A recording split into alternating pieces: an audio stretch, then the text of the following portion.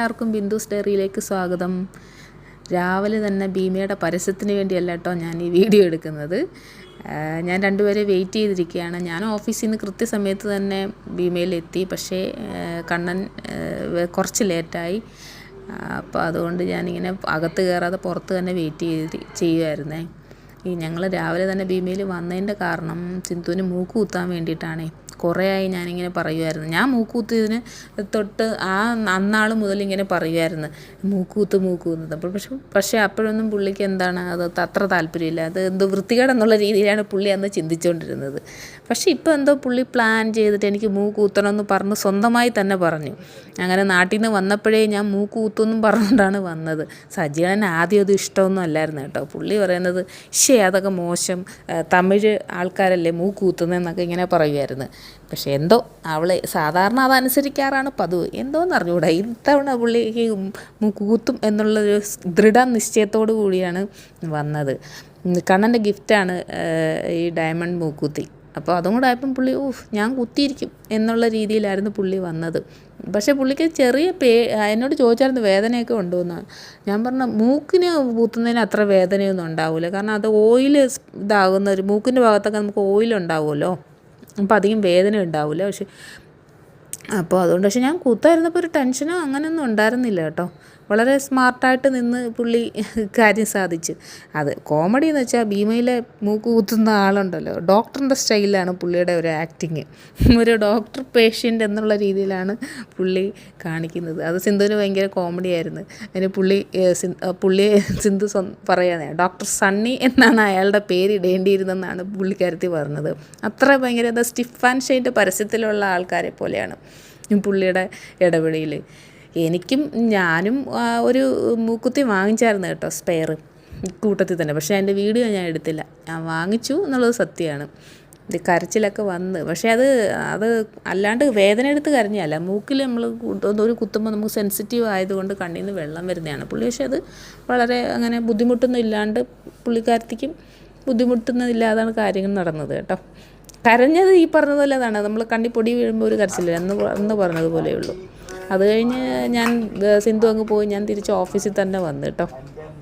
സാധാരണ ഓഫീസിൽ ഇങ്ങനെയുള്ള ചടങ്ങൊന്നും ഇല്ലാത്തതാണ്. ക്രിസ്മസിന് ഇങ്ങനെ കേക്ക് മുറിക്കലൊന്നും ഇല്ല. കുറേ 2-3 വർഷമായിട്ടൊന്നും അങ്ങനെയൊന്നും ഉണ്ടായിരുന്നില്ല. ഇത്തവണ എന്തോ ഇതൊന്നും പ്ലാൻ ചെയ്തതുമല്ല, ഇങ്ങനെ കേക്ക് മുറിക്കുമെന്നുള്ളത് എന്തോ ആകസ്മികമായി സംഭവിച്ചു, അങ്ങനെ തന്നെ പറയണം. പിന്നെ ഞങ്ങളെല്ലാം റെഡ് ഇടാനുള്ള കാരണം തലേന്ന് ഞങ്ങൾ വെറുതെ പറഞ്ഞതാണ്, നമുക്ക് എല്ലാവരും റെഡ് വെറുതെ ഇട്ടുകൊണ്ട് വരാമെന്നുള്ള രീതിയിൽ. എന്തായാലും നിർഭാഗ്യവശാൽ എന്നല്ലല്ലോ പറയേണ്ടത്, എന്തോ അങ്ങനെ സംഭവിച്ചു. എല്ലാവരും റെഡും ഇട്ടുകൊണ്ട് വന്നു. കേക്ക് മുറിച്ച് ജോസാർ എല്ലാവർക്കും നൽകുകയും ചെയ്തു. നിങ്ങൾ തെറ്റിദ്ധരിക്കുന്നുണ്ടാവും, ഞാൻ ഈ കഴിഞ്ഞ വീഡിയോയിൽ ഈ റെഡ് ഡ്രസ്സാണ് ഇട്ടത്, ഈ വീഡിയോയിലും റെഡ് ഡ്രസ്സ്. ഈ കുട്ടിക്ക് ഈ ഒരു റെഡ് ഇട്ടുകൊണ്ടാണെങ്കിൽ ഫുൾ ടൈം നടക്കുന്നത് ഞാൻ തെറ്റിദ്ധരിച്ചത്. എനിക്ക് ആക്ച്വലി മെറൂണും റെഡും സെയിം ബ്രാൻഡിലെ കുർത്തയുണ്ട്.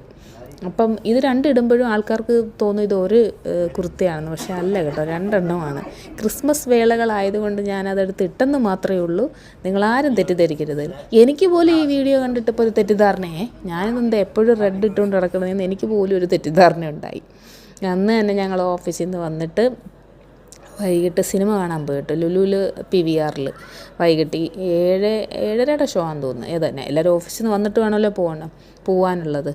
നാളെ ആകുമ്പം നാളെ രാവിലെ തന്നെ കണ്ണൻ അങ്ങ് ലക്ഷദ്വീപിൽ പോകുമല്ലോ. ഇപ്പോൾ ടൂർ പാക്കേജ് നാളെ ഇപ്പോൾ 25-ാം തീയതി, അതായത് 25-ാം തീയതി പോയി കഴിഞ്ഞാൽ പിന്നെ അവൻ 3-ാം തീയതി തിരിച്ചു വരുള്ളൂ.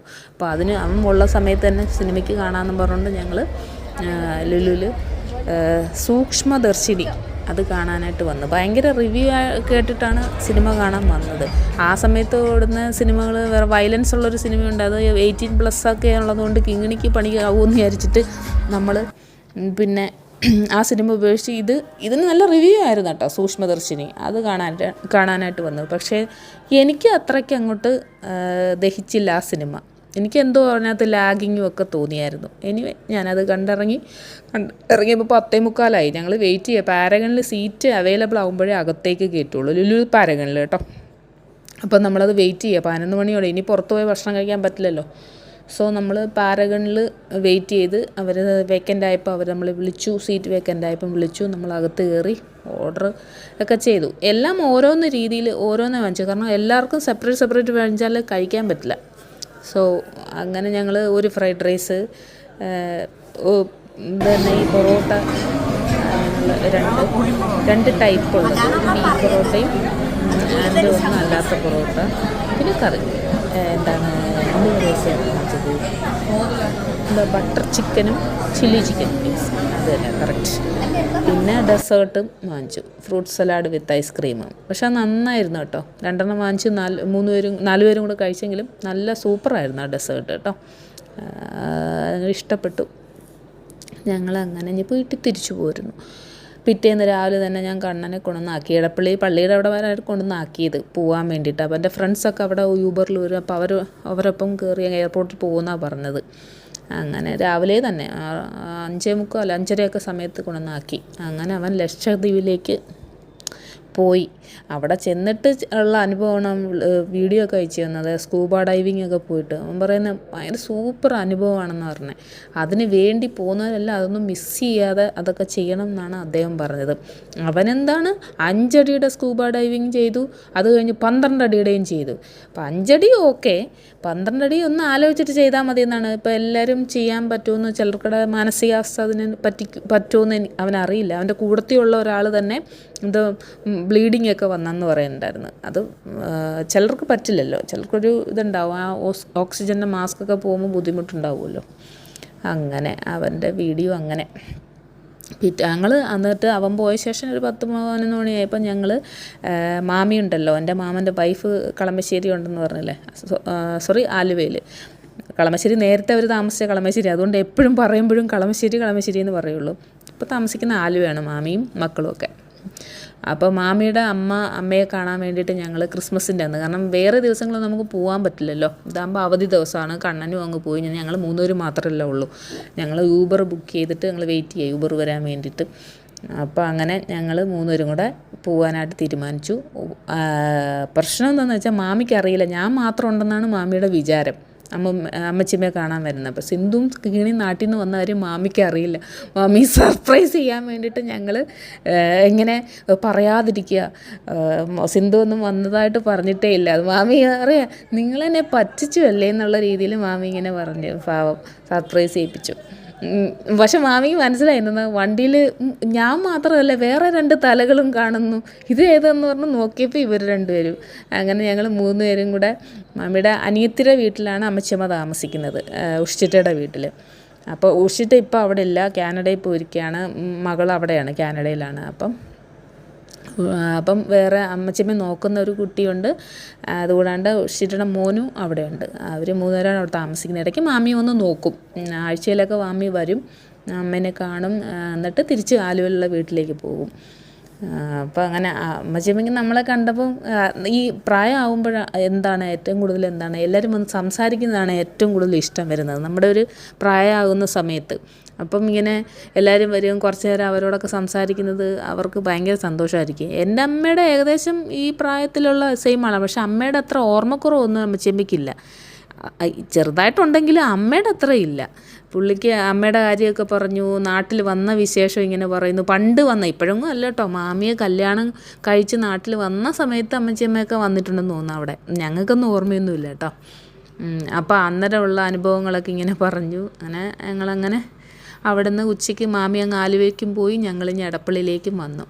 എന്തായാലും പുറത്തിറങ്ങിയതല്ലേ, അപ്പോൾ എന്തെങ്കിലുമൊക്കെ വാങ്ങിക്കാമെന്നുള്ള രീതിയിൽ ഒരു ചെരുപ്പ് കടയിലൊക്കെ വന്ന് അങ്ങനെ ചെരുപ്പൊക്കെ നോക്കി ഇഷ്ടമുള്ളതൊക്കെ ഞങ്ങൾക്ക് വേണ്ടിയല്ല, അക്കച്ചിക്ക് വേണ്ടിയിട്ടാണ് ഒരു ചെരുപ്പ് വാങ്ങിച്ചു കൊടുത്തേക്കാം. പുള്ളിക്കാരത്തി ഇങ്ങനെ കടയിലൊന്നും ചെരുപ്പ് വാങ്ങിക്കാനും ഒന്നിനും പോവില്ല, നമ്മളാരെങ്കിലും നോക്കിയെടുത്ത് കൊടുക്കാറുള്ളതാണ് പതിവ്. അപ്പോൾ അങ്ങനെ ഒരു ചെരുപ്പ് വാങ്ങിച്ചു. അത് കഴിഞ്ഞ് അവിടെ തന്നെയുള്ള ശരവണ ഭവനം ഉണ്ടല്ലോ എടപ്പള്ളിയിൽ, അതാ ടോളിൻ്റെ അവിടെ പോയി ഞങ്ങൾ നെയ് റോസ്റ്റാണ് കഴിച്ചത്.